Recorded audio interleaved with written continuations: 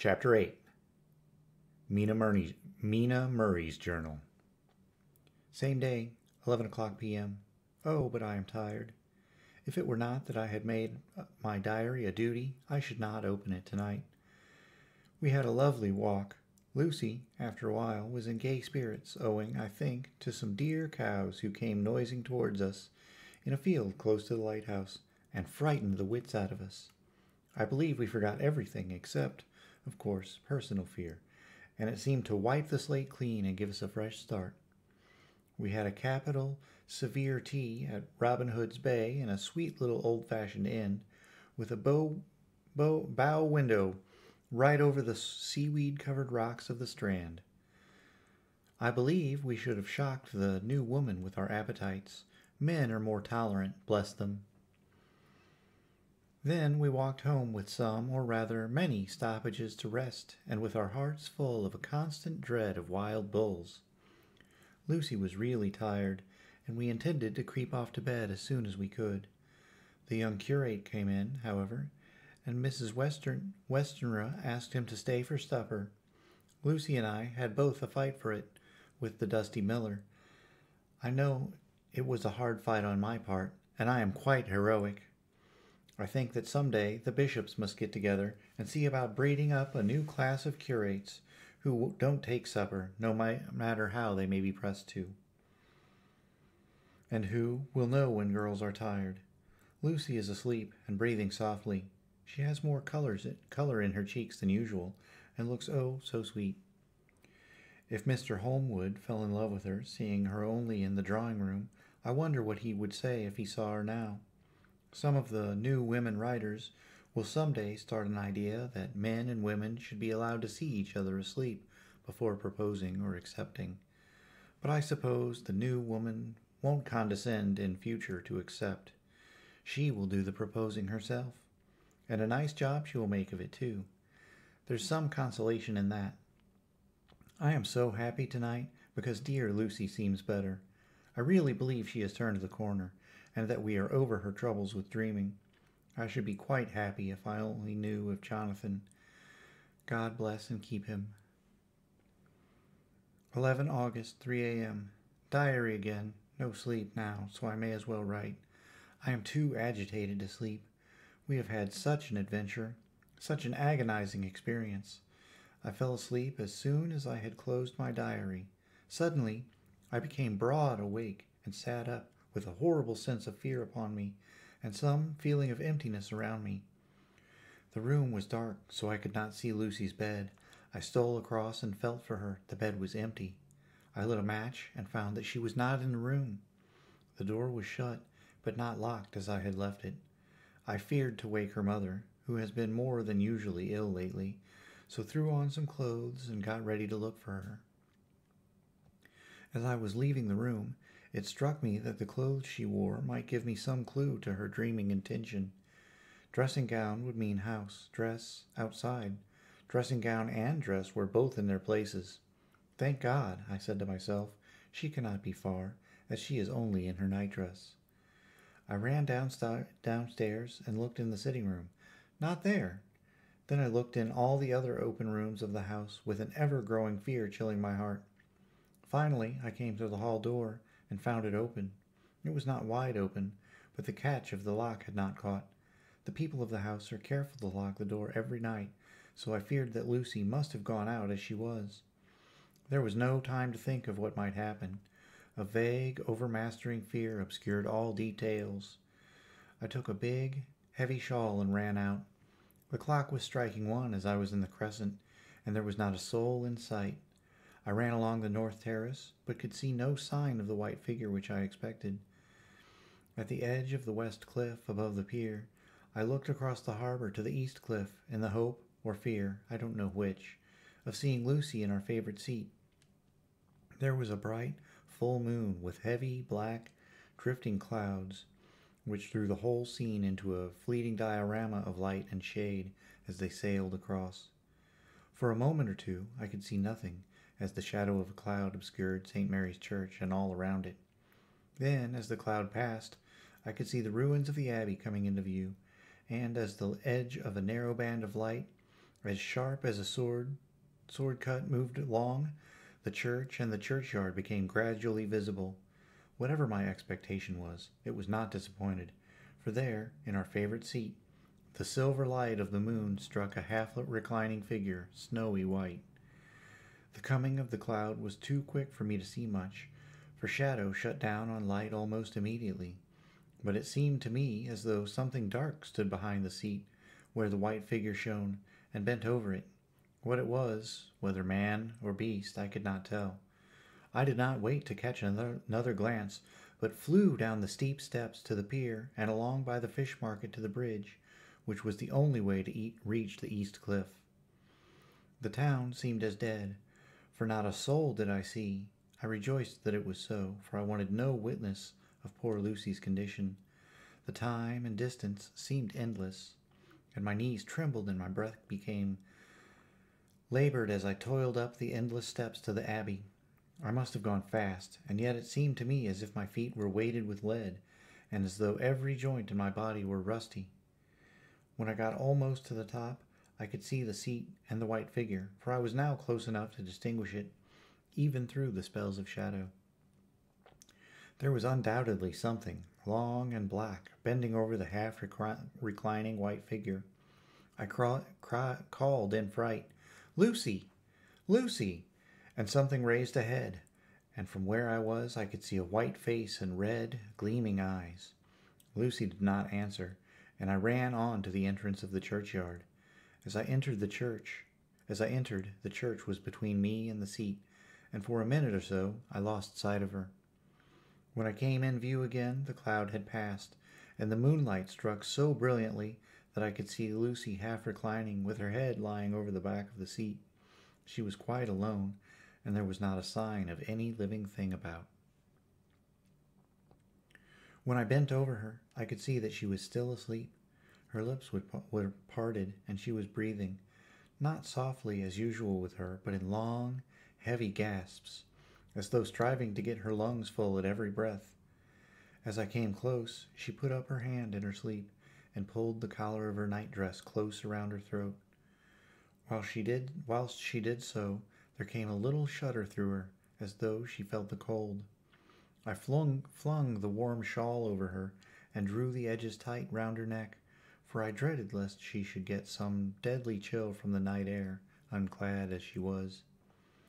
I feared to wake her all at once, so, in order to have my hands free that I might help her, I fastened the shawl at her throat with a big safety pin. But I must have been clumsy in my anxiety and pinched or pricked her with it, for by and by, when her breathing became quieter, she put her hand to her throat again and moaned. When I had her carefully wrapped up, I put my shoes on her feet and then began very gently to wake her. At first she did not respond, but gradually she became more and more uneasy in her sleep, moaning and sighing occasionally. At last, as time was passing fast, and for many other reasons, I wished to get her home at once. I shook her more forcibly, till finally she opened her eyes and awoke. She did not seem surprised to see me, as, of course, she did not realize all at once where she was. Lucy always wakes prettily, and even at such a time, when her body must have been chilled with cold, and her mind somewhat appalled at waking unclad in a churchyard at night, she did not lose her grace. She trembled a little and clung to me. When I told her to come at once with me home, she rose without a word, with the obedience of a child. As we passed along, the gravel hurt my feet, and Lucy noticed me wince. She stopped and wanted to insist upon my taking my shoes, but I would not. However, when we got to the pathway outside the churchyard, where there was a puddle of water remaining from the storm, I daubed my feet with mud, using each foot in turn on the other, so that as we went home, no one, in case we should meet anyone, should notice my bare feet. Fortune favored us, and we got home without meeting a soul. Once we saw a man, who seemed not quite sober, passing along a street in front of us, but we hid in a door until he had disappeared up an opening such as there are here, steep little closes, or wynds, as they call them in Scotland. My heart beat so loud all the time that sometimes I thought I should faint. I was filled with anxiety about Lucy, not only for her health, lest she should suffer from the exposure, but for her reputation in case the story should get wind. When we got in, we had washed our feet and said a prayer of thankfulness together. I tucked her into bed. Before falling asleep, she asked, even implored, me not to say a word to anyone, even her mother, about her sleepwalking adventure.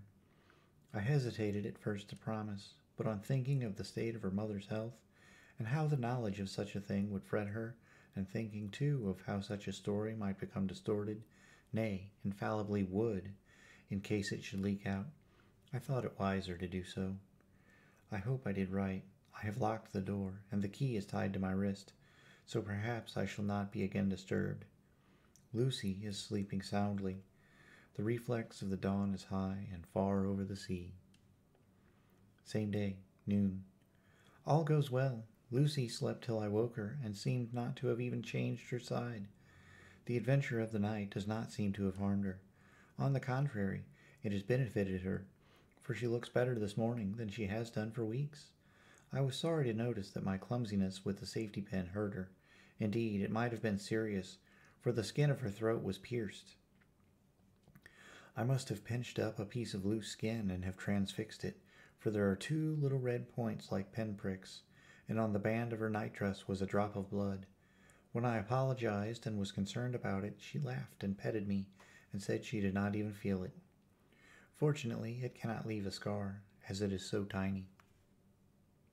Same day, night. We passed a happy day. The air was clear and the sun bright, and there was a cool breeze. We took our lunch to Mulgrave Woods, Mrs. Westenra driving by the road, and Lucy and I walking by the cliff path and joining her at the gate. I felt a little sad for myself, for I could not but feel how absolutely happy it would have been had Jonathan been with me. But there, I must only be patient. In the evening we strolled into the casino terrace and heard some good music by Soper and Mackenzie, and went to bed early. Lucy seems more restful than she has been for some time, and fell asleep at once. I shall lock the door and secure the key the same as before, though I do not expect any trouble tonight. 12 August. My expectations were wrong, for twice during the night I was wakened by Lucy trying to get out. She seemed, even in her sleep, to be a little impatient at finding the door shut, and went back to bed under a sort of protest. I woke with the dawn and heard the birds chirping outside of the window. Lucy woke too, and I was glad to see was even better than on the previous morning. All her old gaiety of manner seemed to have come back, and she came and snuggled in beside me and told me all about Arthur. I told her how anxious I was about Jonathan, and then she tried to comfort me. Well, she succeeded somewhat, for though sympathy can't alter facts, it can help to make them more bearable. 13 August. Another quiet day, and to bed with the key on my wrist as before. Again I awoke in the night and found Lucy sitting up in bed, still asleep, pointing to the window. I got up quietly and, pulling aside the blind, looked out. It was brilliant moonlight, and the soft effect of the light over the sea and sky merged together in one great, silent mystery was beautiful beyond words. Between me and the moonlight flitted a great bat, coming and going in great whirling circles. Once or twice it came quite close, but was, I suppose, frightened at seeing me, and flitted away across the harbor towards the Abbey. When I came back from the window, Lucy had lain down again and was sleeping peacefully. She did not stir again all night. 14 August. On the East Cliff, reading and writing all day.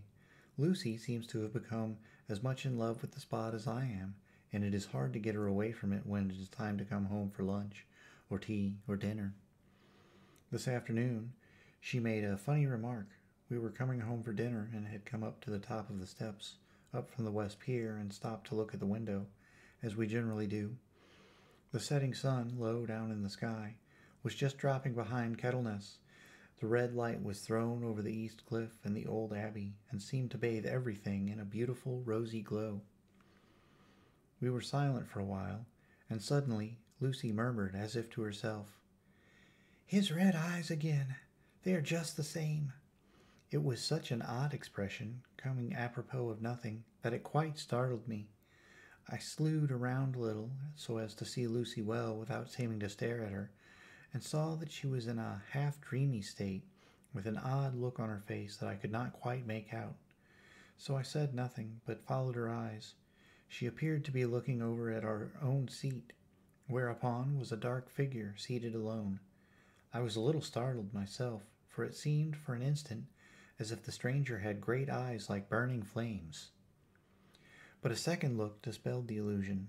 The red sunlight was shining on the windows of St. Mary's Church behind our seat, and as the sun dipped there was just sufficient change in the refraction and reflection to make it appear as if the light moved. I called Lucy's attention to the peculiar effect, and she became herself with a start. But she looked sad all the same. It may well have been that she was thinking of that terrible night up there. We never refer to it, so I said nothing, and we went home to dinner. Lucy had a headache and went early to bed. I saw her asleep and went out for a little stroll myself. I walked along the cliffs to the westward and was full of sweet sadness, for I was thinking of Jonathan. When coming home, it was then bright moonlight, so bright that through the front of our part of the crescent was in shadow. Everything could be well seen. I threw a glance up at our window and saw Lucy's head leaning out. My thought that perhaps she was looking out for me. So I opened my handkerchief and waved it. She did not notice or make any movement whatsoever. Just then the moonlight crept round an angle of the building, and the light fell on the window.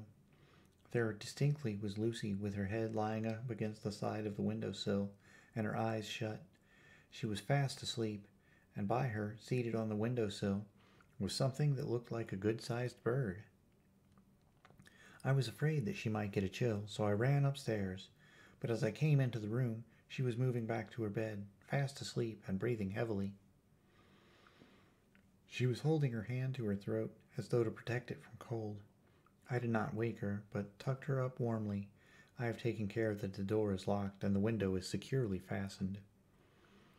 She looks so sweet as she sleeps, but she is paler than is her wont, and there is a drawn, haggard look under her eyes which I do not like. I fear she is fretting about something. I wish I could find out what it is. 15 August. Rose later than usual. Lucy was languid and tired, and slept on after we had been called. We had a happy surprise at breakfast. Arthur's father is better, and wants the marriage to come off soon. Lucy is full of quiet joy, and her mother is glad and sorry at once. Later on in the day she told me the cause. She is grieved to lose Lucy as her very own, but she is rejoiced that she is soon to have someone to protect her.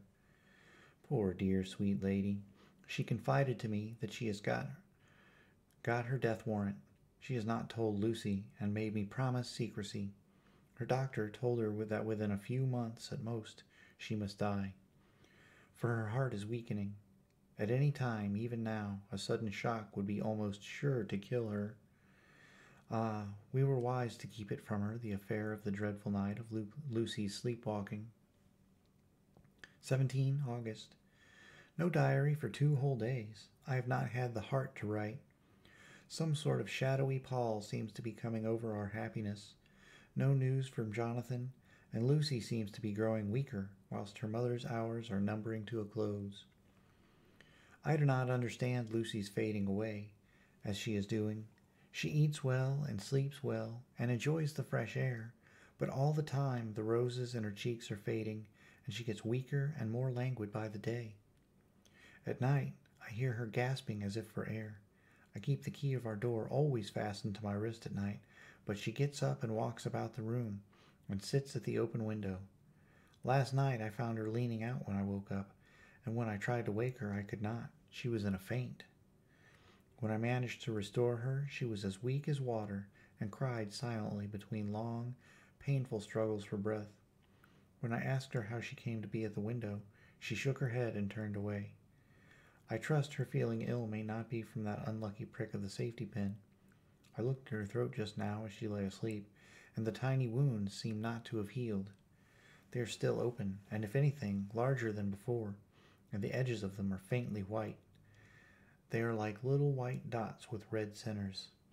Unless they heal within a day or two, I shall insist on the doctor seeing about them. Letter: Samuel F. Billington and Son, Solicitors, Whitby, to Messrs. Carter, Patterson and Co., London. 17 August. Dear Sirs, herewith please receive invoice of goods sent by Great Northern Railway. Same are to be delivered at Carfax, near Purfleet, immediately upon receipt at Goods Station, King Cross. The house is at present empty, but enclosed please find keys, all of which are labeled. You will please deposit the boxes, 50 in number, which form the consignment in the partially ruined building forming part of the house and marked A on rough diagram enclosed. Your agent will easily recognize the locality as it is the ancient chapel of the mansion. The goods leave by the train at 9:30 tonight and will be due at King's Cross at 4:30 tomorrow afternoon. As our client wishes the delivery made as soon as possible, we shall be obliged by your having teams ready at King's Cross at the time named and forthwith conveying the goods to destination. In order to obviate any delays possible through any routine requirements as to payment in your departments, we enclose check herewith for £10 receipt of which please acknowledge. Should the charge be less than this amount, you can return balance. If greater, we shall at once send check for difference on hearing from you. You are to leave the keys on coming away in the main hall of the house, where the proprietor may get them on his entering the house by means of his duplicate key. Pray do not take us as exceeding the bounds of business courtesy in pressing you in all ways to use the utmost expedition. We are, dear sirs, faithfully yours, Samuel F. Billington and Son. Letter, Messrs. Carter, Patterson and Company, London, to Messrs. Billington and Son, Whitby. Dear Sirs, we beg to acknowledge the £10 received and to return check £1.17 amount of overplus, as shown in receipted account herewith. Goods are delivered in exact accordance with instructions, and keys left in parcel in main hall as directed. We are, dear sirs, yours respectfully, Pro Carter, Peterson & Co. Mina Murray's Journal, 18 August. I am happy today, and write sitting on the seat in the churchyard. Lucy is ever so much better. Last night she slept well all night, and did not disturb me once. The roses seem coming back already to her cheeks, though she is still sadly pale and wan-looking. If she were in any way anemic, I could understand it, but she is not. She is in gay spirits and full of life and cheerfulness. All the morbid reticence seems to have passed from her, and she has just reminded me, as if I needed any reminding, of that night, and that it was here, on this very seat, I found her asleep.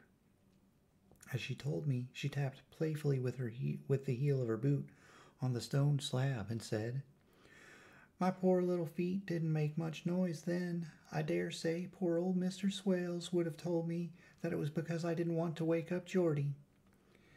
As she was in such a communicative humor, I asked her if she had dreamed at all that night.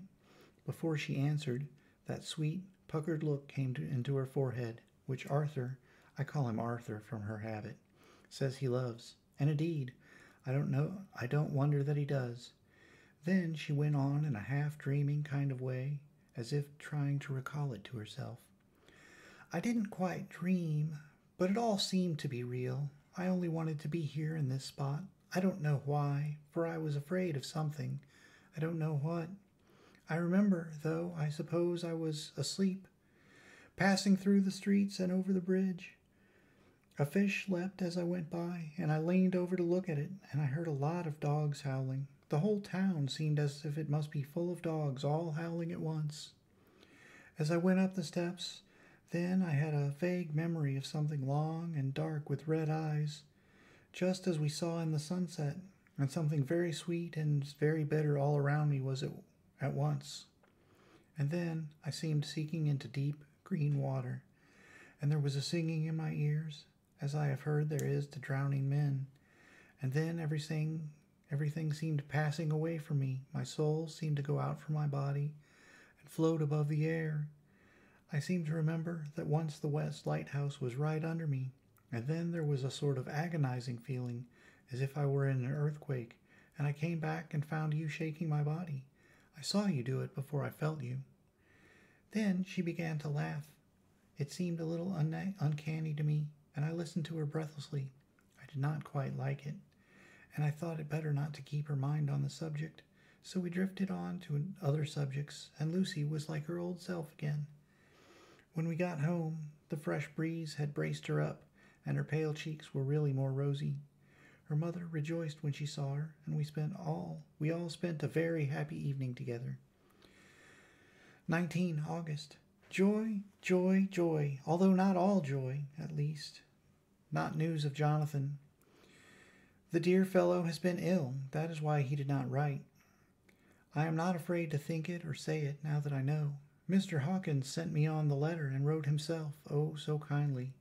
I am to leave in the morning and go over to Jonathan and to help him, to nurse him if necessary, and to bring him home. Mr. Hawkins says it would not be a bad thing if we were to be married out there. I have cried over the good sister's letter till I can feel it wet against my bosom, where it lies. It is of Jonathan, and must be next to my heart, for he is in my heart. My journey is all mapped out, and my luggage ready. I am only taking one change of dress. Lucy will bring my trunk to London and keep it till I send for it, for it may be that I must write no more. I must keep it to say to Jonathan, my husband. The letter that he has seen and touched must comfort me till we meet. Letter, Sister Agatha, Hospital of St. Joseph and St. Mary, Budapest. To Miss Wilhelmina Murray. Dear Madam, I write by desire of Mr. Jonathan Harker, who is himself not strong enough to write, though progressing well, thanks to God and St. Joseph and St. Mary. He has been under our care for nearly 6 weeks, suffering from a violent brain fever. He wishes me to convey his love, and to say that by this post I write for him to Mr. Peter Hawkins, Exeter, to say, with his dutiful respects, that he is sorry for his delay, and that all of his work is completed. He will require some few weeks' rest in our sanatorium in the hills, but will then return. He wishes me to say that he has not sufficient money with him, and that he would like to pay for his staying here, so that others who need shall not be wanting for help.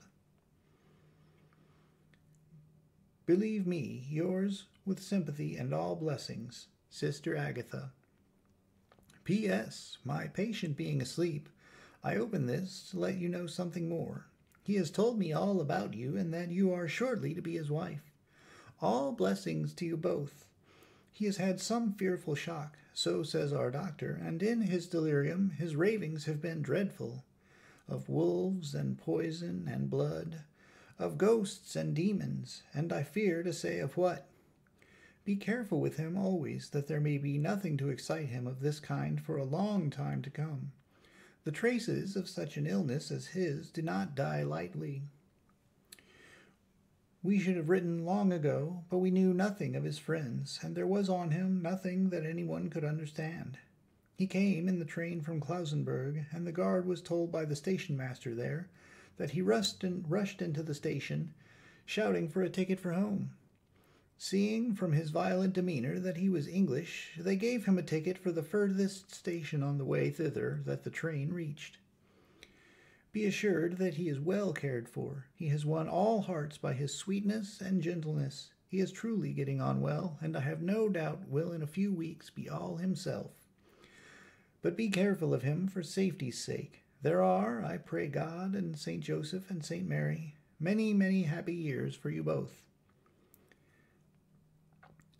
Dr. Seward's Diary. 19 August. Strange and sudden change in Renfield last night. About 8 o'clock he began to get excited and sniff about as a dog does when setting. The attendant was struck by his manner, and, knowing my interest in him, encouraged him to talk. He is usually respectful to the attendant and at times servile, But tonight the man tells me he was quite haughty, would not condescend to talk with him at all. All he would say was, "I don't want to talk to you. You don't count now. The master is at hand." The attendant thinks it is some sudden form of religious mania which has seized him. If so, we must look out for squalls, for a strong man with homicidal and religious mania at once might be dangerous. The combination is a dreadful one. At 9 o'clock I visited him myself. His attitude to me was the same as that to the attendant. In his sublime self-feeling, the difference between myself, and the attendant seemed to him as nothing. It looks like religious mania, and he will soon think that he himself is God. These infinitesimal distinctions between man and are too paltry for an omnipotent being. How these madmen give themselves away! The real God taketh heed lest a sparrow fall, but the God created from human vanity sees no difference between an eagle and a sparrow. Oh, if men only knew! For half an hour or more, Renfield kept getting excited in greater and greater degree. I did not pretend to be watching him, but I kept strict observation all the same. All at once, that shifty look came into his eyes, which we always see when a madman has seized an idea, and with it the shifty movement of the head and back which asylum attendants come to know so well. He became quite quiet and went and sat on the edge of his bed resignedly, and looked into space with lackluster eyes. I thought I would find out if his apathy were real or only assumed, and tried to lead him to talk of his pets, a theme which had never failed to excite his attention. At first he made no reply, but at length said testily, "Bother them all, I don't care a pin about them." "What?" I said. "You don't mean to tell me you don't care about spiders?" Spiders at present are his hobby, and the notebook is filling up with columns of small figures. To this he answered enigmatically, "The bridemaidens rejoice the eyes that wait the coming of the bride, but when the bride draweth nigh, then the maidens shine not to the eyes that are filled." He would not explain himself, but remained obstinately seated by his bed. All the time I remained with him. I am weary tonight and in low spirits. I cannot but think of Lucy and how different things might have been. If I don't sleep at once, chloral, the modern Morpheus, C2HCl3O, H2O. I must be careful not to let it grow into a habit. No, I shall take none tonight. I have thought of Lucy, and I shall not dishonor her by mixing the two. If need be, tonight shall be sleepless. Later. Glad I made the resolution, gladder that I kept to it. I had lain tossing about and had heard the clock strike only twice when the night watchman came to me, sent up from the ward to say that Renfield had escaped. I threw on my clothes and ran down at once. My patient is too dangerous a person to be roaming about. Those ideas of his might work out dangerously with strangers. The attendant was waiting for me. He said he had seen him not 10 minutes before, seemingly asleep in his bed. When he had looked through the observation trap in the door, his attendant was called by the sound of the window being wrenched out. He ran back and saw his feet disappear through the window, and had at once sent up for me. He was only in his night gear and cannot be far off. The attendant thought it would be more useful to watch where he should go than to follow him, as he might lose sight of him whilst getting out of the building by the door. He is a bulky man, and couldn't get through the window. I am thin, so with his aid I got out, but feet foremost, and as we were only a few feet above the ground, landed unhurt. The attendant told me the patient had gone to the left and had taken a straight line, so I ran as quickly as I could. As I got through the belt of trees, I saw a white figure scale the high wall which separates our grounds from those of the deserted house. I ran back at once, told the watchman to get 3 or 4 men immediately and follow me into the grounds of Carfax, in case our friend might be dangerous.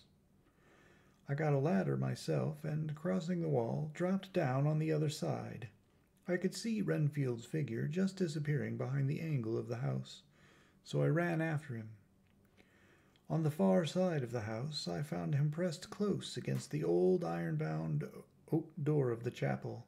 He was talking, apparently, to someone, but I was afraid to go near enough to hear what he was saying, lest I might frighten him, and he should run off. Chasing an errant swarm of bees is nothing to following a naked lunatic when the fit of escaping is upon him. After a few minutes, however, I could see that he did not take note of anything around him, and so ventured to draw nearer to him. The more so as my men had now crossed the wall and were closing him in. I heard him say, "I am here to do your bidding, master. I am your slave, and you will reward me, for I shall be faithful. I have worshipped you long and afar off. Now that you are near, I await your commands, and you will not pass me by.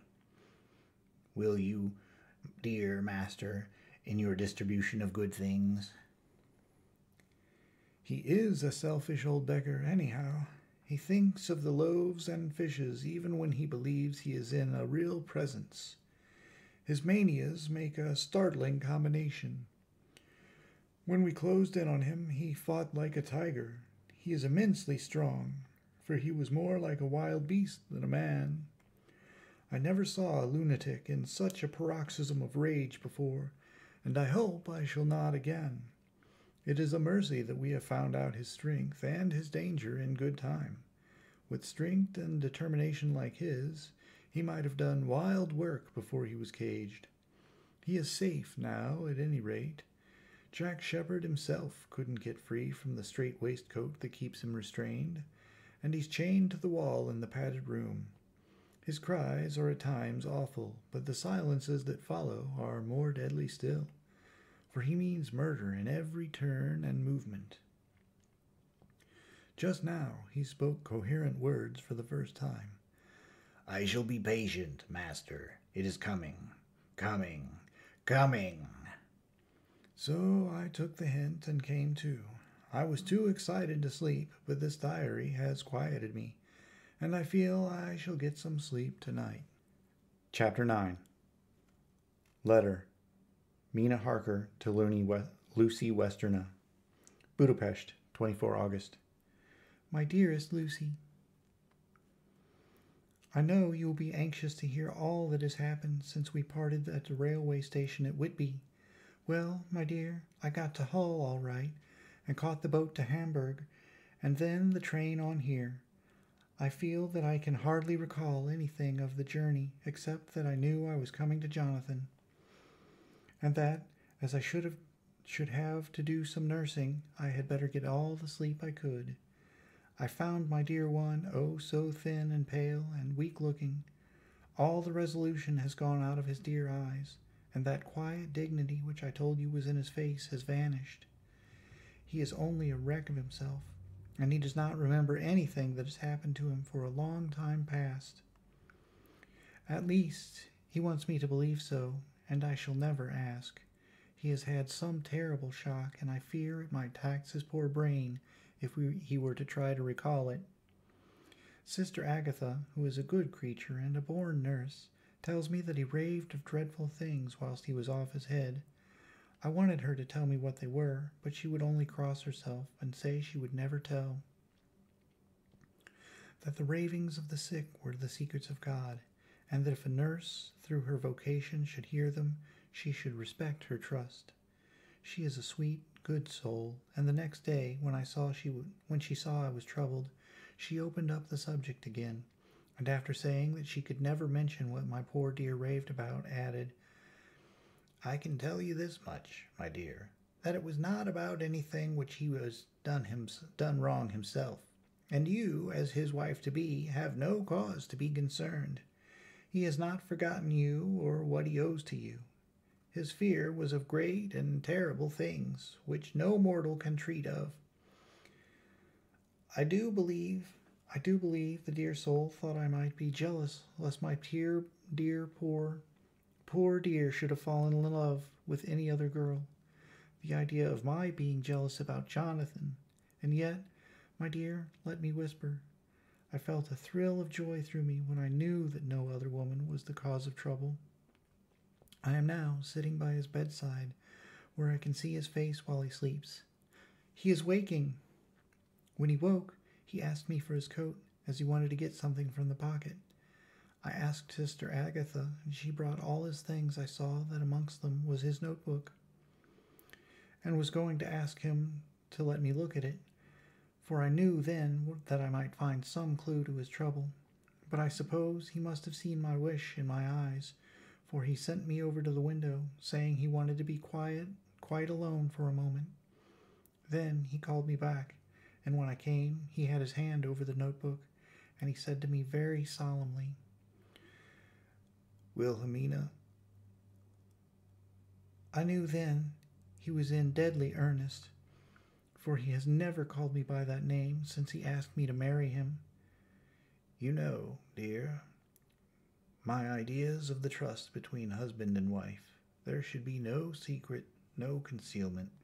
I have had a great shock, and when I try to think of what it is I feel my head spin round, and I do not know if it was all real or the dreaming of a madman. You know I have had brain fever, and that is to be mad. The secret is here, and I do not want to know it. I want to take up my life here with our marriage. For my dear, we had decided to be married as soon as the formalities are complete. Are you willing, Wilhelmina, to share my ignorance? Here is the book. Take it and keep it. Read it if you will, but never let me know, unless, indeed, some solemn duty should come upon me to go back to the bitter hours, asleep or awake, sane or mad, recorded here. He fell back, exhausted, and I put the book under his pillow and kissed him. I have asked Sister Agatha to beg the Superior to let our wedding be this afternoon, and am waiting her reply. She has come and told me that the chaplain of the English Mission Church has been sent for. We are to be married in an hour, or as soon after as Jonathan awakes. Lucy, the time has come and gone. I feel very solemn, but very, very happy. Jonathan woke a little after the hour, and all was ready, and he sat up in bed, propped up with pillows. He answered his, I will, firmly and strongly. I could hardly speak. My heart was so full that even those words seemed to choke me. The dear sisters were so kind. Please, God, I shall never, never forget them, nor the grave, sweet responsibilities I have taken upon me. I must tell you of my wedding present. When the chaplain and the sisters had left me alone with my husband, oh, Lucy, it is the first time I have written the words, my husband. Left me alone with my husband, I took the book from under his pillow and wrapped it up in white paper and tied it with a little bit of pale blue ribbon which was round my neck and sealed it over the knot with sealing wax. And for my seal I used my wedding ring. Then I kissed it and showed it to my husband and told him that I would keep it so. And then it would be an outward and visible sign for us all our lives that we trusted each other. That I would never open it unless it were for his own dear sake or for the sake of some stern duty. Then he took my hand in his, and oh, Lucy, it was the first time he took his wife's hand and said that it was the dearest thing in all the wide world, and that he would go through all the past again to win it if need be.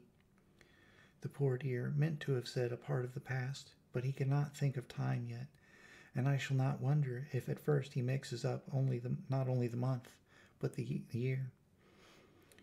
Well, my dear, what could I say?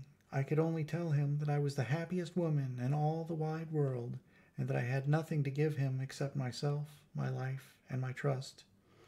and that with these went my love and duty for all the days of my life. And my dear, when he kissed me, he drew me to him with his poor weak hands. It was like a very solemn pledge between us. Dear Lucy, do you know why I tell you all this? It is not only because it is all sweet to me, but because you have been and are very dear to me. It was my privilege to be your friend and guide when you came from the schoolroom to prepare for the world of life. I want you to see now, and with the eyes of a very happy wife, whither duty has led me, so that in your own married life you too may be all happy as I am. My dear, please, Almighty God, your life may be all it promises, a long day of sunshine, with no harsh wind, no forgetting duty, no distrust. I must not wish you no pain, for that can never be. But I do hope you will be always as happy as I am now. Goodbye, my dear. I shall post this at once, and perhaps write you again very soon. I must stop, for Jonathan is waking. I must attend to my husband. Your ever-loving Mina Harker. Letter, Lucy Westenra to Mina Harker, Whitby, 30 August. My dearest Mina, oceans of love and millions of kisses, and may you soon be in your own home with your husband. I wish you could be coming home soon enough to stay with us here. The strong air would soon restore Jonathan. It has quite restored me. I have an appetite like a cormorant, and full of life, and sleep well. You will be glad to know that I have quite given up walking in my sleep. I think I have not stirred out of my bed for a week. That is when I once got into it at night. Arthur says I am getting fat. By the way, I forgot to tell you that Arthur is here. We have such walks and drives and rides and rowing and tennis and fishing together, and I love him more than ever. He tells me that he loves me more, but I doubt that, for at first he told me that he couldn't love me more than he did then. But this is nonsense. There he is, calling to me.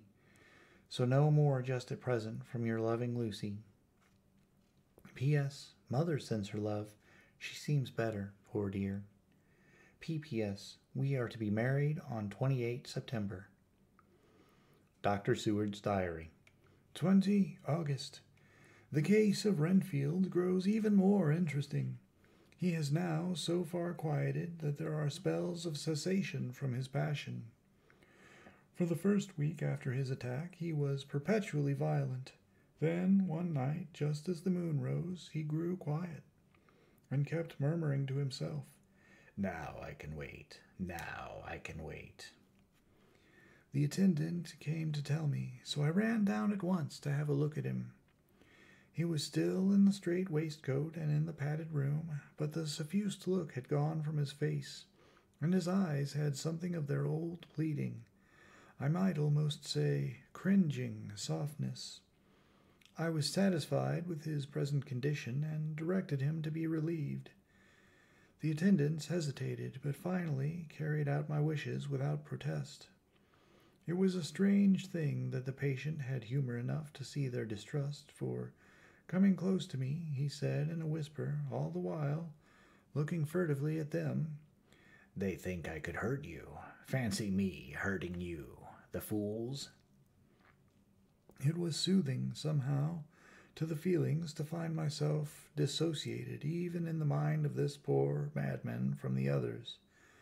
But all the same, I do not follow his thought. Am I to take it that I have anything in common with him, so that we are, as it were, to stand together? Or has he to gain from me some good so stupendous that my well-being is needful to him? I must find out later on. Tonight he will not speak. Even the offer of a kitten or even a full-grown cat will not tempt him. He will only say, "I don't take any stock in cats. I have more to think of now, and I can wait. I can wait." After a while I left him. The attendant tells me that he was quiet until just before dawn, and that then he began to get uneasy and at length violent, until at last he fell into a paroxysm which exhausted him, so that he swooned into a sort of coma. 3 nights has the same thing happened, violent all day, then quiet from moonrise to sunrise. I wish I could get some clue to the cause. It would almost seem as if there was some influence which came and went. Happy thought, we shall tonight play sane wits against mad ones. He escaped before without our help. Tonight he shall escape with it. We shall give him a chance, and then have the men ready to follow in case they are required. 23 August. The unexpected always happens. How well Disraeli knew life. Our bird, when he found the cage open, would not fly, so all our subtle arrangements were for naught. At any rate, we have proved one thing, that the spells of quietness last a reasonable time. We shall in future be able to ease his bonds for a few hours each day. I have given orders to the night attendant merely to shut him in the padded room when once he is quiet, until an hour before sunrise. The poor soul's body will enjoy the relief, even if his mind cannot appreciate it. Hark! The unexpected again. I am called. The patient has once more escaped. Later. Another night adventure. Renfield artfully waited until the attendant was entering the room to inspect. Then he dashed out past him and flew down the passage. I sent word for the attendants to follow. Again he went into the grounds of the deserted house, and we found him in the same place, pressed against the old chapel door.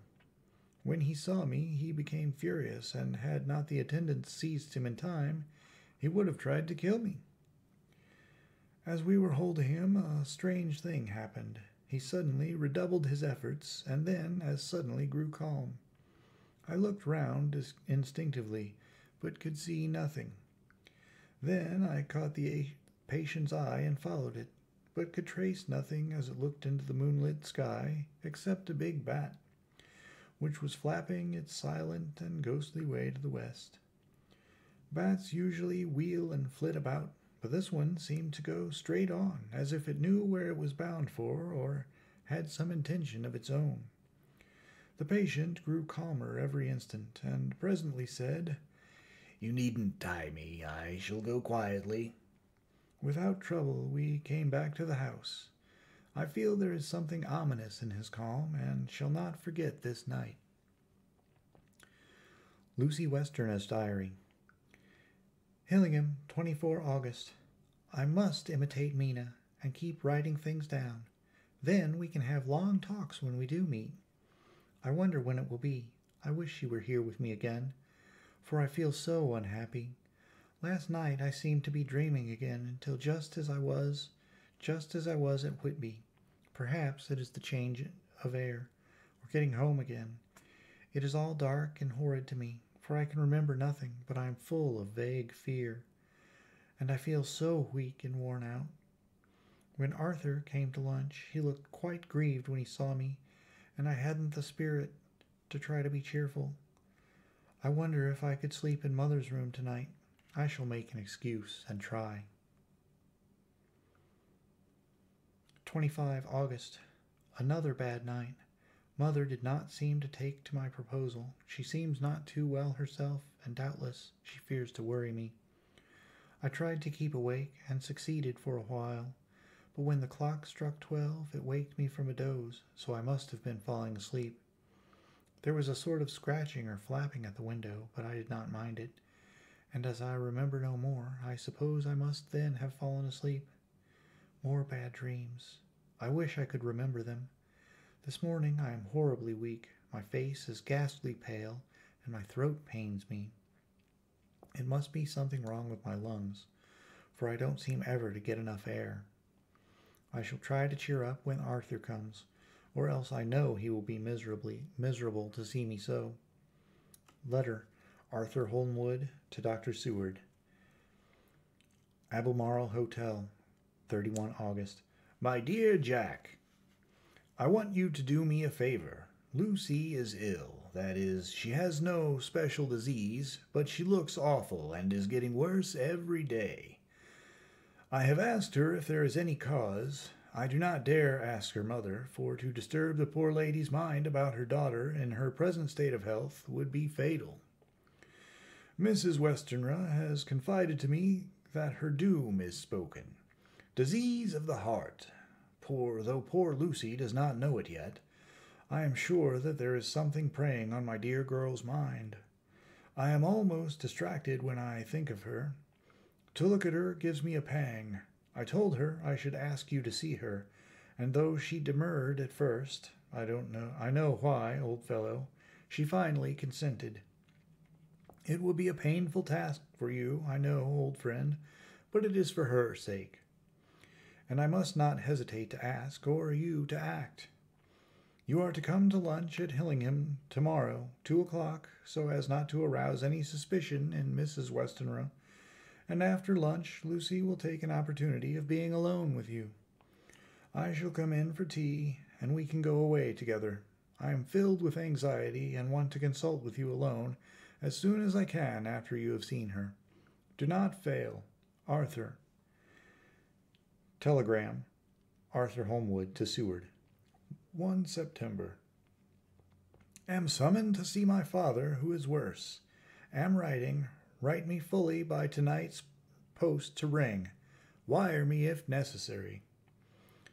Letter from Dr. Seward to Arthur Holmwood. 2 September. My dear old fellow, with regard to Miss Western's health, I hasten to let you know at once that in my opinion there is not any functional disturbance or any malady that I know of. At the same time, I am not by any means satisfied with her appearance. She is woefully different from what she was when I saw her last night. When I saw her last, of course you must bear in mind that I did not have full opportunity of examination, such as I should wish. Our very friendship makes a little difficulty, which not even medical science or custom can bridge over. I had better tell you exactly what happened, leaving you to draw, in a measure, your own conclusions. I shall then say what I have done and propose doing. I found Miss Westenra in seemingly gay spirits. Her mother was present, and in a few seconds I made up my mind that she was trying all she knew to mislead her mother and prevent her from being anxious. I have no doubt she guesses, if she does not know, what need of caution there is. We lunched alone, and as we all exerted ourselves to be cheerful, we got, as some kind of reward for our labors, some real cheerfulness amongst us. Then Mrs. Westenra went to lie down, and Lucy was left with me. We went into her boudoir, and till we got there, her gaiety remained, for the servants were coming and going. As soon as the door was closed, however, the mask fell from her face, and she sank down into a chair with a great sigh, and hid her eyes with her hand. When I saw that her high spirits had failed, I at once took advantage of her reaction to make a diagnosis. She said to me, very sweetly, "I cannot tell you how I loathe talking about myself." I reminded her that a doctor's confidence was sacred, but that you were grievously anxious about her. She caught on to my meaning at once, and settled that matter in a word. "Tell Arthur everything you choose. I do not care for myself, but all for him, so I am quite free." I could easily see that she is somewhat bloodless, but I could not see the usual anemic signs, and by a chance I was actually able to test the quality of her blood, for in opening a window which was stiff, a cord gave way, and she cut her hand slightly with broken glass. It was a slight matter in itself, but it gave me an evident chance, and I secured a few drops of the blood and have analyzed them. The qualitative analysis gives quite a normal condition and shows, I should infer, in itself a vigorous state of health. In other physical matters, I was quite satisfied that there is no need for anxiety, but as there must be a cause somewhere, I have come to the conclusion that it must be something mental. She complains of difficulty in breathing satisfactorily at times, and of heavy, lethargic sleep with dreams that frighten her, but regarding which she can remember nothing. She says that as a child she used to walk in her sleep, and that when in Whitby the habit came back, and that once she walked out in the night and went to East Cliff, where Miss Murray found her, but she assures me that of late the habit has not returned. I am in doubt, and so have done the best thing I know of. I have written to my old friend and master, Professor Van Helsing of Amsterdam, who knows as much about obscure diseases as anyone in the world. I have asked him to come over, and as you told me that all things were to be at your charge, I have mentioned to him who you are and your relations to Miss Westenra. This, my dear fellow, is in obedience to your wishes, for I am only too proud and happy to do anything I can for her. Van Helsing would, I know, do anything for me for a personal reason, so no matter on what grounds he comes, we must accept his wishes. He is a seemingly arbitrary man, but this is because he knows what he is talking about better than anyone else. He is a philosopher and a metaphysician, and one of the most advanced scientists of his day. And he has, I believe, an absolutely open mind. With an iron nerve, a temper of the ice brook, an indomitable resolution, self-command, and toleration exalted from virtues to blessings, and the kindliest and truest heart that beats. These form his equipment for the noble work that he is doing for mankind, work both in theory and practice, for his views are as wide as his all-embracing sympathy. I tell you these facts that you may know why I have such confidence in him. I have asked him to come at once. I shall see Miss Westenra tomorrow again. She is to meet me at the stores, so that I may not alarm her mother by too early a repetition of my call. Yours always, John Seward.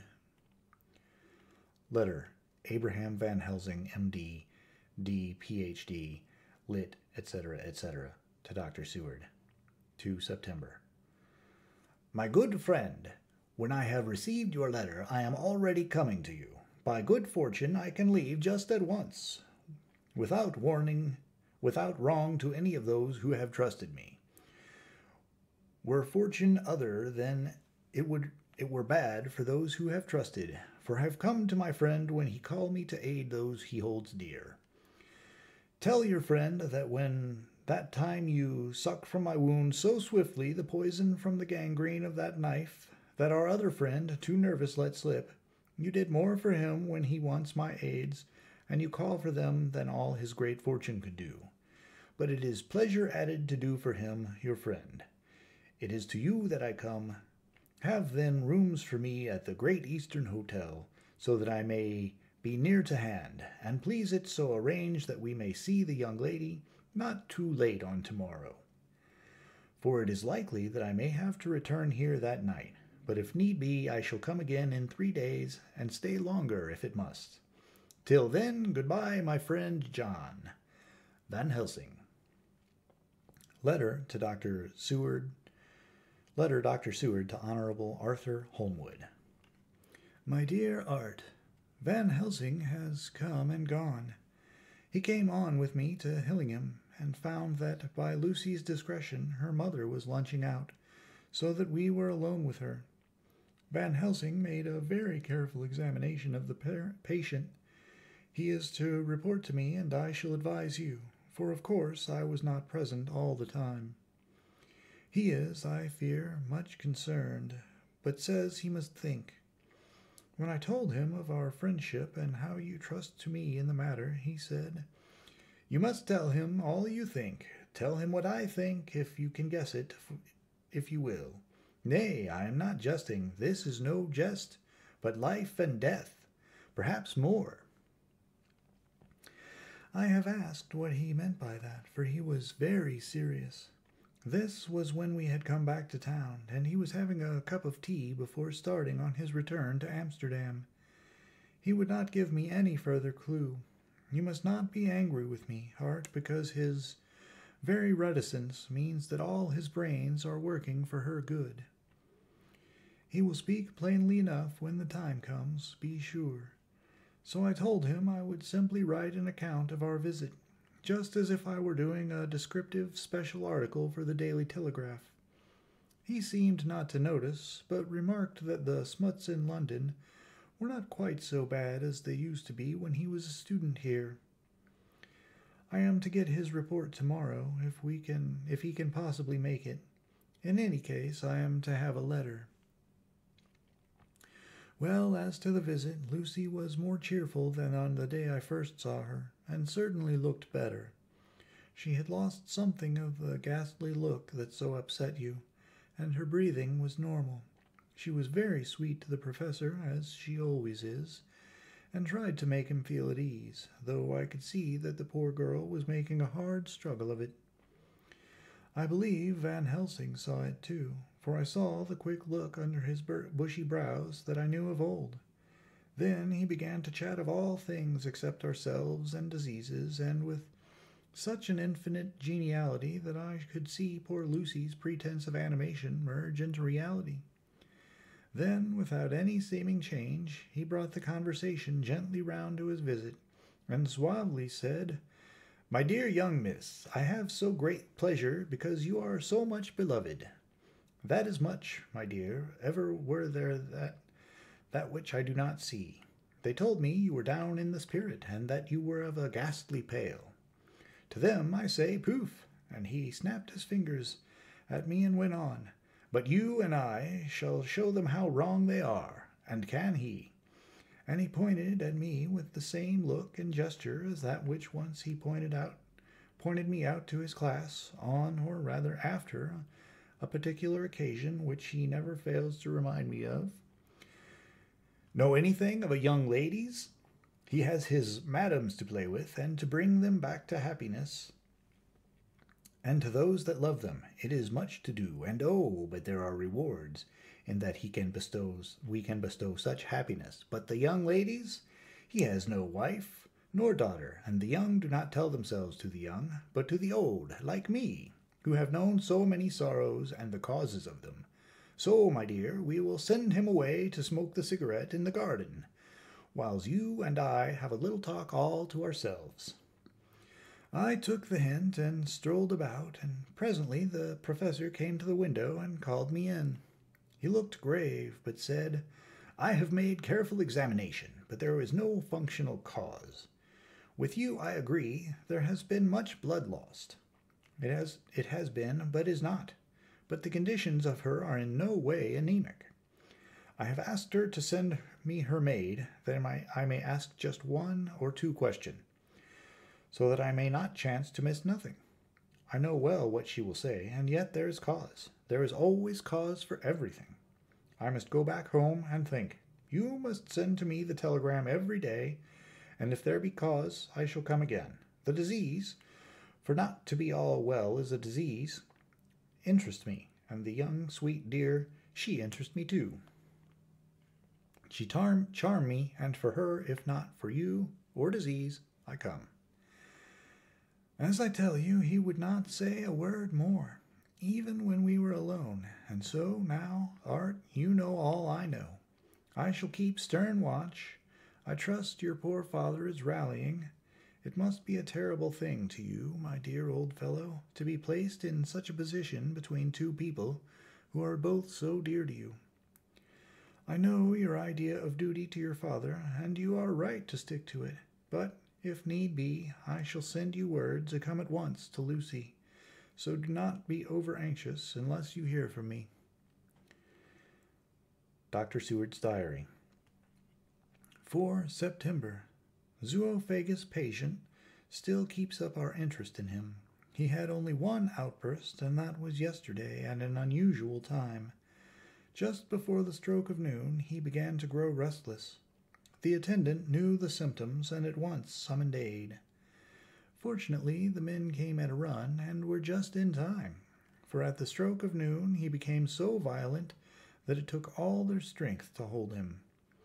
In about 5 minutes, however, he began to get more and more quiet, and finally sank into a sort of melancholy, in which state he has remained up to now. The attendant tells me that his screams whilst in the paroxysm were really appalling. I found my hands full when I got in, attending to some of the other patients who were frightened by him. Indeed, I can quite understand the effect, for the sounds disturbed even me, though I was some distance away. It is now after the dinner hour of the asylum, and as yet my patient sits in a corner brooding, with a dull, sullen, woe-begone look in his face, which seems rather to indicate than show something directly. I cannot quite understand it. Later, another change in my patient.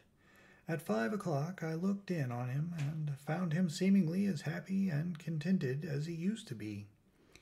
He was catching flies and eating them, and was keeping note of his capture by making small nail marks on the edge of the door between the ridges of padding.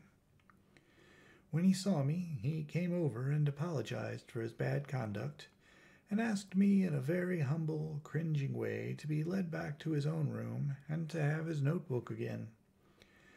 I thought it well to humor him, so he is back in his room with the window open. He has the sugar of his tea spread out on the window-sill, and is reaping quite a harvest of flies. He is not now eating them, but putting them into a box, as of old, and is already examining the corners of his room to find a spider. I tried to get him to talk about the past few days, for any clue to his thoughts would be of immense help to me, but he would not rise. For a moment or two he looked very sad, and said in a sort of far-away voice, as though saying it rather to himself than to me, All over, he has deserted me. No hope for me now unless I do it for myself. Then, suddenly turning to me in a resolute way, he said, Doctor, won't you be good to me and let me have a little more sugar? I think it would be good for me. And the flies? I said. Yes, the flies like it too, and I like the flies, therefore I like it. And there are people who know so little as to think that madmen do not argue. I procured him a little double supply, and left him as happy as a man as, I suppose, any in the world. I wish I could fathom his mind. Midnight. Another change in him. I had been to see Miss Westenra, whom I found much better, and had just returned, and was standing at our own gate looking at the sunset, when once more I heard him yelling. As his room is on this side of the house, I could hear it better than in the morning. It was a shock to me to turn from the wonderful smoky beauty of a sunset over London, with its lurid lights and inky shadows, and all the marvelous tints that come on foul clouds, even as on foul weather, and to realize all the grim sternness of my own cold stone building, with its wealth of breathing misery, and my own desolate heart to endure it all. I reached him just as the sun was going down, and from his window saw the red disk sink. As it sank, he became less and less frenzied, and just as it dipped, he slid from the hands that held him, an inert mass, on the floor. It is wonderful, however, what intellectual recuperative power lunatics have, for within a few minutes he stood up quite calmly and looked around him. I signaled to the attendants not to hold him, for I was anxious to see what he would do. He went straight over to the window and brushed out the crumbs of sugar. Then he took his fly box and emptied it outside, and threw away the box. Then he shut the window and, crossing over, sat down on his bed. All this surprised me, so I asked him, "Are you not going to keep flies any more?" "No," said he. "I am sick of all that rubbish." He certainly is a wonderfully interesting study. I wish I could get some glimpse of his mind, or of the cause of his sudden passion. Stop, there may be a clue after all. If we can find why today his paroxysm came on at high noon and at sunset, can it be that there is a malign influence of the sun at periods which affects certain natures, as at times the moon does others? We shall see. Telegram, Seward, London to Van Helsing, Amsterdam. 4 September. Patient still better today. Telegram, Seward, London to Van Helsing, Amsterdam. 5 September. Patient greatly improved. Good appetite. Sleeps naturally. Good spirits. Color coming back. Telegram, Seward, London to Van Helsing, Amsterdam.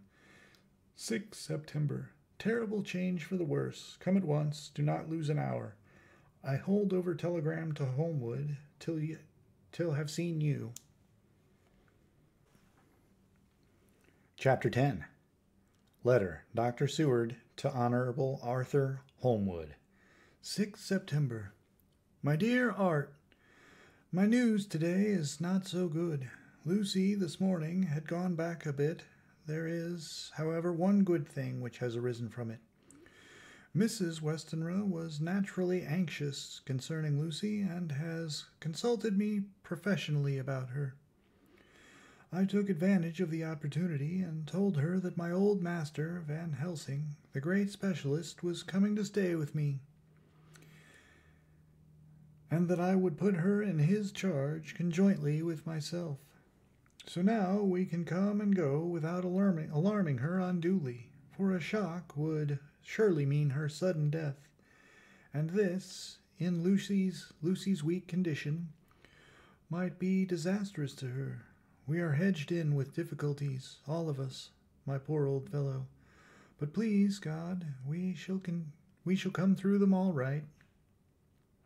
If any need, I shall write, so that if you do not hear from me, take it for granted that I am simply waiting for news. In haste, yours ever, John Seward. Dr. Seward's Diary. 7 September. The first thing Van Helsing said to me when we met at Liverpool Street was, "Have you said anything to our young friend, the lover of her?" "No," I said. "I waited till I had seen you, as I said in my telegram. I wrote him a letter simply telling him that you were coming, as Miss Westenra was not so well, and that I should let him know if need be." "Right, my friend," he said. "Quite right, but better he not know as yet. Perhaps he shall never know. I pray so, but if it be needed, then he shall know all. And, my good friend John, let me caution you. You deal with the madmen. All men are mad in some way or the other. And inasmuch as you deal discreetly with your madmen, so deal with God's madmen too, the rest of the world. You tell not your madmen what you do, nor why you do it. You tell them not what you think, so you shall keep knowledge in its place, where it may rest, where it may gather its kind around it and breed. You and I shall keep as yet what we know here, and here." He touched me on the heart and on the forehead, and then touched himself the same way. "I have for myself thoughts at the present. Later I shall unfold to you." "Why not now?" I asked. "It may do some good. We may arrive at some decision." He stopped and looked at me and said, "My friend John, when the corn is grown, even before it has ripened, while the milk of its mother earth is in him, and the sunshine has not yet begun to paint him with his gold, the husbandman he pull the ear and rub him between his rough hands, and blow away the green chaff, and say to you, 'Look, he's good corn. He will make good crop when the time comes.' I did not see the application, and told him so. For reply, he reached over and took my ear in his hand and pulled it playfully, as he used to long ago do at lectures, and said, 'The good husbandman tell you so, then because he knows, but not till then. But you do not find the good husbandman dig up his planted corn to see if he grow. That is for the children who play at husbandry, and not for those who take it as of the work of their life. See you now, friend John? I have sown my corn, and nature has her work to do in making it sprout. If he sprout at all, there's some promise, and I wait till the ear begins to swell." He broke off, for he evidently saw that I understood. Then he went on, and very gravely, "You were always a careful student, and your case book was ever more full than the rest. You were only student then, now you are master, and I trust that good habit have not failed. Remember, my friend, that knowledge is stronger than memory, and we should not trust the weaker. Even if you have not kept the good practice, let me tell you that this case of our dear miss is one that may be, mind I say may be, of such interest to us and others, that all the rest may not make him kick the beam, as your peoples say. Take then good note of it. Nothing is too small. I counsel you, put down in record even your doubts and surmises. Hereafter it may be of interest to you to see how true your guess. We learn from failure, not from success." When I described Lucy's symptoms, the same as before, but infinitely more marked, he looked very grave, but said nothing. He took with him a bag in which were many instructions and drugs. The ghastly paraphernalia of our beneficial trade, as he once called in one of his lectures the equipment of a professor of the healing craft. When we were shown in, Mrs. Westenra met us. She was alarmed, but not nearly so much as I expected to find her. Nature, in one of her beneficent moods, has ordained that even death has some antidote to its own terrors. Here, in a case where any shock may prove fatal, matters are so ordered that, from some cause or other, the things not personal, even the terrible change in her daughter, to whom she is so attached, do not seem to reach her. It is something like the way Dame Nature gathers around a foreign body an envelope of some insensitive tissue which can protect from evil that which it would otherwise harm by contact. If this be an ordered selfishness, then we should pause before we condemn anyone for the vice of egoism, for there may be deeper root for its cause than we have knowledge of. I used my knowledge of this phase of spiritual pathology, and laid down a rule that she should not be present with Lucy or think of her illness more than was absolutely required. She assented readily, so readily that I saw again the hand of nature fighting for life. Van Helsing and I were shown up to Lucy's room. If I was shocked when I saw her yesterday, I was horrified when I saw her today. She was ghastly, chalkily pale. The red seemed to have gone even from her lips and gums, and the bones of her face stood out prominently. Her breathing was painful to see or hear. Van Helsing's face grew set as marble, and his eyebrows converged till they almost touched over his nose. Lucy lay motionless, and did not seem to have strength to speak, so for a while we were all silent. Then Van Helsing beckoned to me, and we went gently out of the room. The instant we had closed the door, he stepped quickly along the passage next to the door, which was open. He then pulled me quickly in with him and closed the door. "My God," he said, "this is dreadful. There is no time to be lost. She will die for sheer want of blood to keep the heart's action as it should be. There must be transfusion of blood at once. Is it you or me?" "I am younger and stronger, Professor. It must be me." "Then get ready at once. I will bring up my bag. I am prepared." I went downstairs with him, and as we were going there was a knock at the hall door. When we reached the hall, the maid had just opened the door, and Arthur was quickly stepping in. He rushed up to me, saying in an eager whisper, "Jack, I was so anxious. I read between the lines of your letter, and have been in an agony. The dad was better, so I ran down here to see for myself. Is not that gentleman, Dr. Van Helsing? I am so thankful to you, sir, for coming." When first the professor's eye had lit upon him, he had been angry at his interruption at such a time, but now, as he took in his stalwart proportions, and recognized the strong young manhood which seemed to emanate from him, his eyes gleamed. Without a pause, he said to him very gravely, as he held out his hand, "Sir, you have come in time. You are the lover of our dear miss. She is bad, very, very bad. Nay, my child, do not go like that. For he suddenly grew pale and sat down in a chair, almost fainting. You are to help her. You can do more than any that live, and your courage is your best help. What can I do? Asked Arthur hoarsely. Tell me, and I shall do it. My life is hers, and I would give the last drop of blood in my body for her. The professor has a strongly humorous side, and I could, from old knowledge, detect a trace of its origin in his answer. My young sir, I do not ask so much as that, not the last. What shall I do? There was fire in his eyes, and his open nostril quivered with intent. Van Helsing slapped him on the shoulder. Come, he said. You are a man, and it is man we want. You are better than me, better than my friend John. Arthur looked bewildered, and the professor went on by explaining in a kindly way. Young miss is very bad, very bad. She wants blood, and blood she must have or die. My friend John and I have consulted, and we are about to perform what we call a transfusion of blood, to transfer from full veins to one of the empty veins, which pine for him. John was to give his blood, as he is the more young and strong than me. Here Arthur took my hand and wrung it in hard in silence. But now you are here. You are more good than us, old or young, who toil much in the world of thought. Our nerves are not so calm, and our blood not so bright as yours. Arthur turned to him and said, If you only knew how gladly I would die for her, you would understand.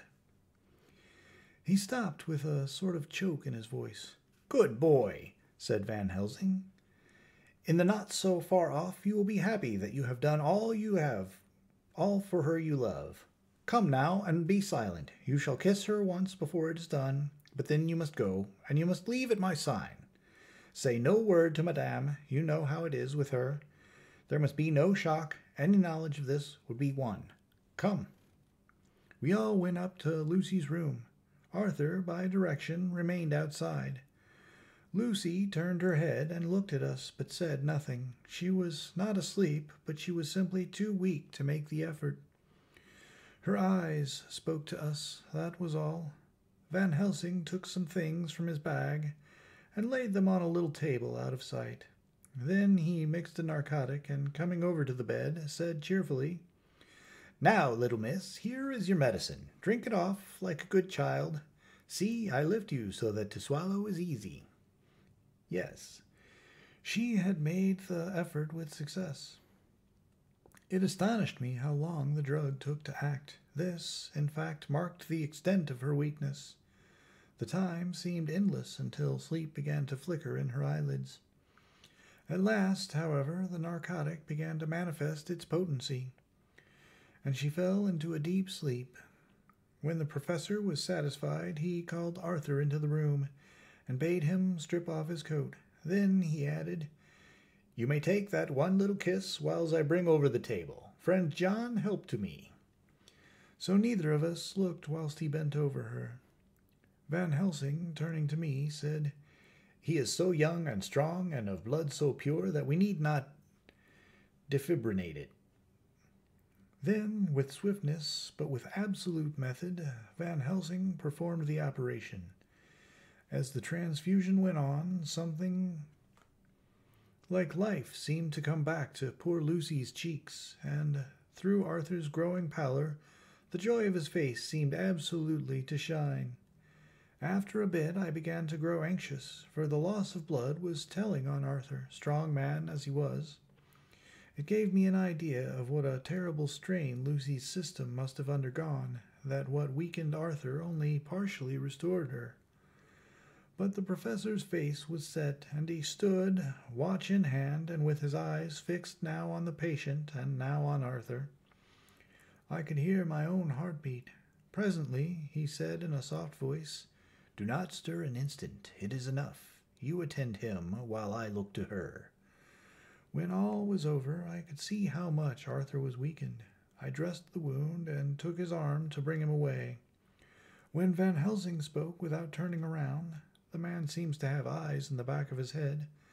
The brave lover, I think, deserve another kiss, which he shall have presently. And as he had now finished his operation, he adjusted the pillow to the patient's head.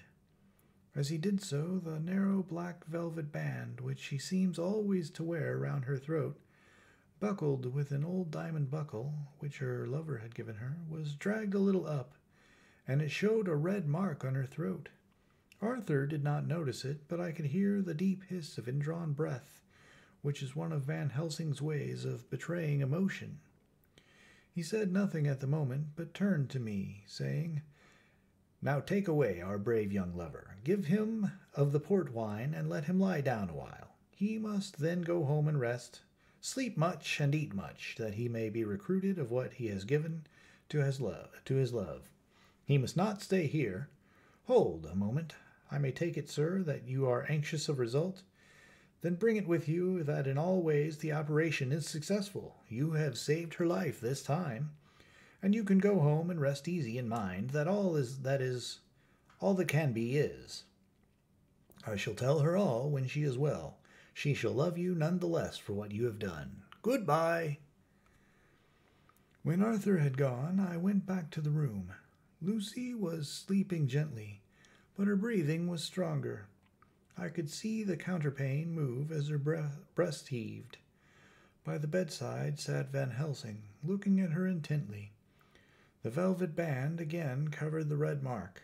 I asked the professor in a whisper, "What do you make of that mark on her throat?" "What do you make of it?" "I have not examined it yet," I answered, and there proceeded to loose the band. Just over the external jugular vein there were 2 punctures. Not large, but not wholesome looking. There was no sign of disease, but the edges were white and worn-looking, as if by some trituration. It at once occurred to me that this wound, or whatever it was, might be the means of that manifest loss of blood. But I abandoned the idea as soon as formed, for such a thing could not be. The whole bed would have been drenched to a scarlet with the blood which the girl must have lost to leave such a pallor as she had before the transfusion. "Well?" said Van Helsing. "Well," said I can make nothing of it." The professor stood up. "I must go back to Amsterdam tonight," he said. "There are books and things there which I want. You must remain here all the night, and you must not let your sight pass from her." "Shall I have a nurse?" "We are the best nurses, you and I. You keep watch all night. See that she is well fed, and that nothing disturbs her. You must not sleep all the night. Later on we can sleep, you and I. I shall be back as soon as possible, and then we may begin." "May begin?" I said. "What on earth do you mean?" "We shall see," he answered, and as he hurried out. He came back a moment later and put his head inside the door, and said, with warning finger held up, "Remember, she is your charge. If you leave her and harm befall, you shall not sleep easy hereafter." Dr. Seward's diary continued. 8 September. I sat up all night with Lucy. The opiate worked itself off towards dusk, and she waked naturally. She looked a different being from what she had been before the operation. Her spirits even were good, and she was full of a happy vivacity, but I could see evidences of the absolute prostration which she had undergone.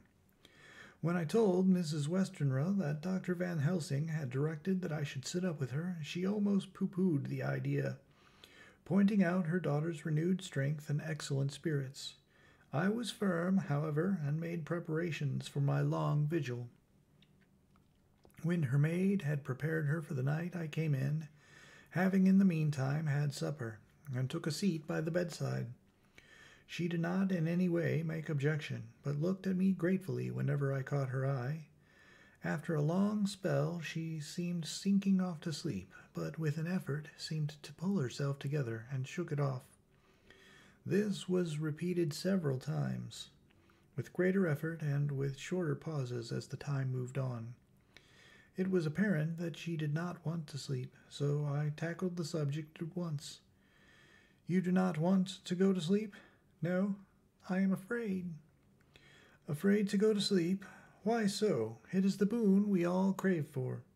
Ah, not if you were like me. If sleep was to you a presage of horror. A presage of horror? What on earth do you mean? I don't know. Oh, I don't know. And that is what is so terrible. All this weakness comes to me in sleep until I dread the very thought. But, my dear girl, you may sleep tonight. I am here watching you, and I can promise that nothing will happen. I can trust you.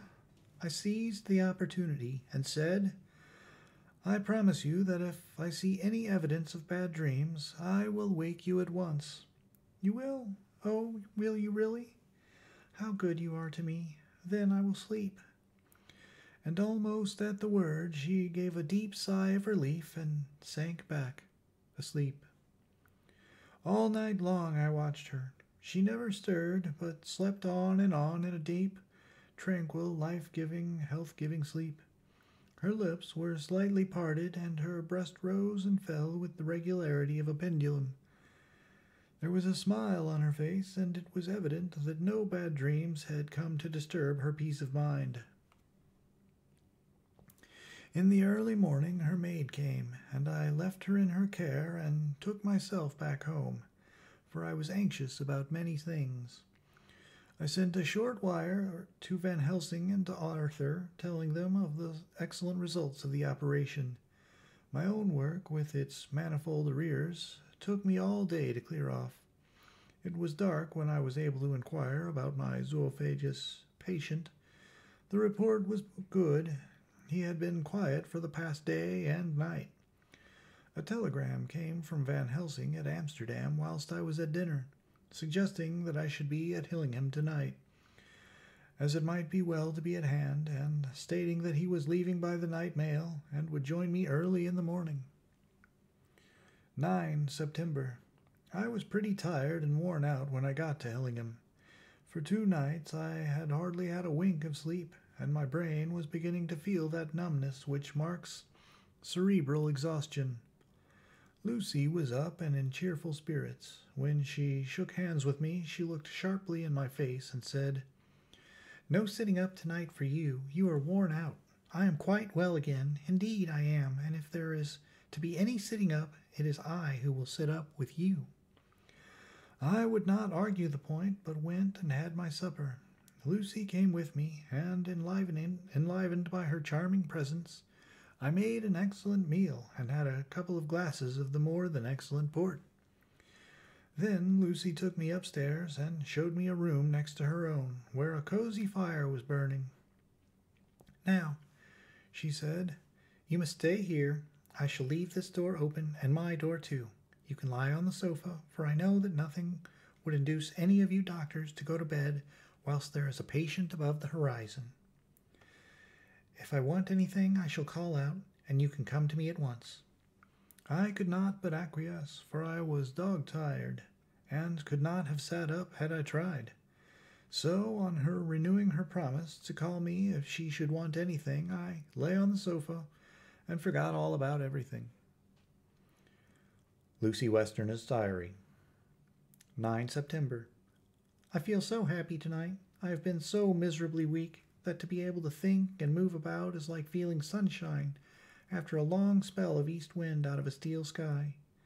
Somehow, Arthur feels very, very close to me. I seem to feel his presence warm about me. I suppose it is that sickness and weakness are selfish things and turn our inner eyes and sympathy on ourselves, whilst health and strength give love rein, and in thought and feeling he can wander where he wills. I know where my thoughts are. If Arthur only knew. My dear, your ears must tingle as you sleep, as mine do waking. Oh, the blissful rest of last night. How I slept, with that dear, good Dr. Seward watching me. And tonight I shall not fear to sleep, since he is close at hand and within call. Thank everybody for being so good to me. Thank God. Good night, Arthur. Dr. Seward's Diary. 10 September. I was conscious of the professor's hand on my head and started awake all in a second. That is one of the things that we learn in an asylum, at any rate. And how is our patient? Well, when I left her, or rather when she left me, I answered. Come, let us see, he said, and together we went into the room. The blind was down, and I went over to raise it gently, whilst Van Helsing stepped with his soft, cat-like tread over to the bed. As I raised the blind and the morning sunlight flooded the room, I heard the professor's low hiss of inspiration, and, knowing its rarity, a deadly fear shot through my heart. As I passed over, he moved back, and his exclamation of horror, "Gott in Himmel!" needed no enforcement from his agonized face. He raised his hand and pointed to the bed, and his iron face was drawn and ashen white. I felt my knees begin to tremble. There, on the bed, seemingly in a swoon, lay poor Lucy, more horribly white and wan-looking than ever. Even the lips were white, and the gums seemed to have shrunken back from the teeth, as we sometimes see in a corpse after a prolonged illness. Van Helsing raised his foot to stamp in anger, but the instinct of his life and all the long years of habit stood to him, and he put it down again softly. "Quick," he said, "bring the brandy." I flew to the dining room and returned with the decanter. He wetted the poor white lips with it, and together we rubbed palm and wrist and heart. He felt her heart, and after a few moments of agonized suspense, said, "It is not too late. It beats, though but feebly. All our work is undone. We must begin again. There is no young Arthur here now. I have to call upon you yourself this time, friend John." As he spoke, he was dipping into his bag and producing the instruments for transfusion. I had taken off my coat and rolled up my shirt sleeve. There was no possibility of an opiate just at present, and no need of one, and so, without a moment's delay, we began the operation. After a time, it did not seem a short time either, for the draining away of one's blood, no matter how willingly it is given, is a terrible feeling. Van Helsing held up a warning finger. "Do not stir," he said, "but I fear that with growing strength she may wake, and that would make danger, oh, so much danger. But I shall precaution take. I shall give hypodermic injection of morphia." He proceeded then swiftly and deftly to carry out his intent. The effect on Lucy was not bad, for the faint seemed to merge subtly into the narcotic sleep. It was with a feeling of personal pride that I could see a faint tinge of color steal back into the pallid cheeks and lips. No man knows, till he experiences it, what it is to feel his own lifeblood drawn away into the veins of the woman he loves. The professor watched me critically. "That will do," he said. "Already?" I remonstrated. "You took a great deal more from art," to which he smiled a sad sort of smile as he replied, "He is her lover, her fiancé. You have work, much work to do for her and for others, and the present will suffice." When we stopped the operation, he attended to Lucy, whilst I applied digital pressure to my own incision. I laid down, whilst I waited his leisure to attend me, for I felt faint and a little sick. By and by he bound up my wound and sent me downstairs to get a glass of wine for myself. As I was leaving the room, he came after me and half whispered, "Mind, nothing of this must be said. If our young lover should turn up unexpected, as before, no word to him. It would at once frighten him and enjealous him, too. There must be none. So." When I came back, he looked at me carefully and then said, "You are not much the worse. Go into the room and lie on your sofa and rest a while. Then have much breakfast and come here to me." I followed out his orders, for I knew how right and wise they were. I had done my part, and now my next duty was to keep up my strength. I still felt very weak, and in the weakness lost something of the amazement at what had occurred. I fell asleep on the sofa, however, wondering over and over again how Lucy had made such a retrograde movement, and how she could have been drained of so much blood with no sign anywhere to show for it. I think I must have continued my wonder in my dreams, for sleeping and waking, my thoughts always came back to the little punctures in her throat, and the ragged, exhausted appearance of their edges, tiny though they were. Lucy slept well into the day, and when she woke she was fairly well and strong, though not nearly so much so as the day before. When Van Helsing had seen her, he went out for a walk, leaving me in charge, with strict injunctions that I was not to leave her for a moment. I could hear his voice in the hall asking the way to the nearest telegraph office. Lucy chatted with me freely and seemed quite unconscious that anything had happened. I tried to keep her amused and interested. When her mother came up to see her, she did not seem to notice any change whatever, but said to me gratefully, "We owe you so much, Dr. Seward, for all you have done, but you really must now take care not to overwork yourself. You are looking pale yourself. You want a wife to nurse and look after you a bit. That you do." As she spoke, Lucy turned crimson, though it was only momentarily, for her poor wasted veins could not stand long for such an unwanted drain to the head. The reaction came in excessive pallor as she turned imploring eyes on me. I smiled and nodded and laid my finger on my lips. With a sigh, she sank back amid her pillows. Van Helsing returned in a couple of hours, and presently said to me, "Now you go home, and eat much and drink enough. Make yourself strong. I stay here tonight, and I shall sit up with little miss myself. You and I must watch the case, and we must have none other to know. I have grave reasons. Do not ask them. Think what you will. Do not fear to think even the most not probable. Good night." In the hall, 2 of the maids came to me and asked if they or either of them might not sit up with Miss Lucy. They implored me to let them, and when I said it was Dr. Van Helsing's wish that either he or I should sit up, they asked me quite piteously to intercede with the foreign gentlemen. I was much touched by their kindness. Perhaps it is because I am weak at present, and perhaps because it was on Lucy's account that their devotion was manifested, for over and over again I have seen similar instances of woman's kindness. I got back here in time for a late dinner, went my rounds, all well, and set this down whilst waiting for sleep. It is coming. 11 September. This afternoon I went over to Hillingham, found Van Helsing in excellent spirits, and Lucy much better. Shortly after I had arrived, a big parcel from abroad came for the professor. He opened it with much impressment, amused, of course, and showed a great bundle of white flowers. "These are for you, Miss Lucy," he said. "Oh, for me? Dr. Van Helsing?" "Yes, my dear, but not for you to play with. These are medicines." Here Lucy made a wry face. "Nay, but they are not to take in a decoction or in a nauseous form, so you need not snub that so charming nose, or I shall point out to my friend Arthur that woes he may have to endure in seeing so much beauty that he so loves so much distort. Aha, my pretty miss, that bring the so nice nose all straight again. This is medicinal, but you do not know how. I put him in your window, I make pretty wreath, and hang him round your neck, so that you sleep well.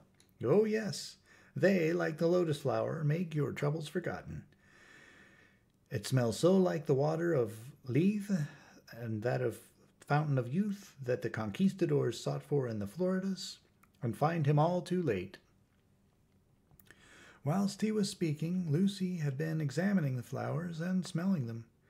Now she threw them down, saying with half laughter and half disgust, "Oh, Professor, I believe you are only putting up a joke on me. Why, these flowers are only common garlic."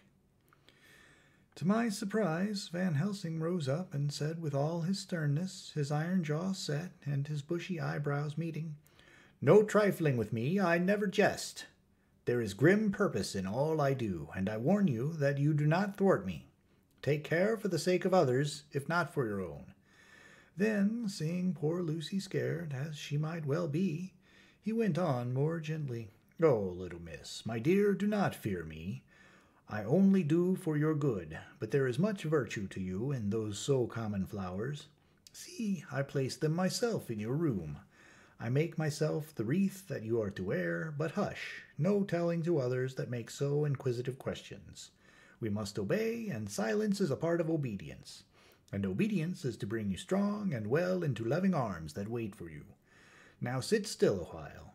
Come with me, friend John, and you shall help me deck the room with my garlic, which is all the way from Haarlem, where my friend Vanderpool raised herb in his glass house all the year.